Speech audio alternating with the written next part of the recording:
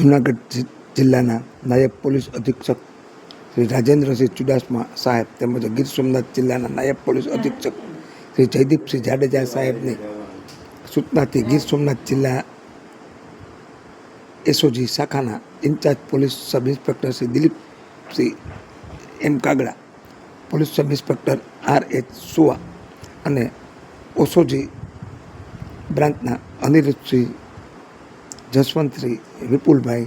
ટીટિયાભાઈ, મહેન્દ્રભાઈ, બાપભાઈ, અરજણભાઈ, મેસુરભાઈ, કૈલાસભાઈ, જેસાભાઈ, મહાવીરસિંહભાઈ, મંગલસિંહભાઈ, નદીમભાઈ, શેરમહમદભાઈ, સુભાષભાઈ, માંડાભાઈ તેમજ સંજયસિંહ કાગડા દરિયા કિનારાના કોસ્ટલ વિસ્તારમાં સઘન પેટ્રોલિંગ અને ચેકિંગ કરતા હતા. તે દરમિયાન હીરાકોટ બંદર ખાતેથી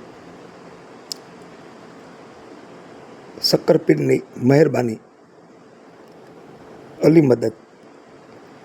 અને યા અલી બરકત લખેલી 3 બોટોના માલિકો અસલમભાઈ, જુમાભાઈ મોવાણા,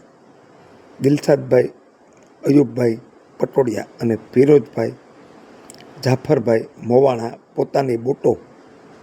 લાયસન્સ વગર બિનકાયદેસર રીતે ચલાવી ઓનલાઈન રજીસ્ટ્રેશન કરાવ્યા વગર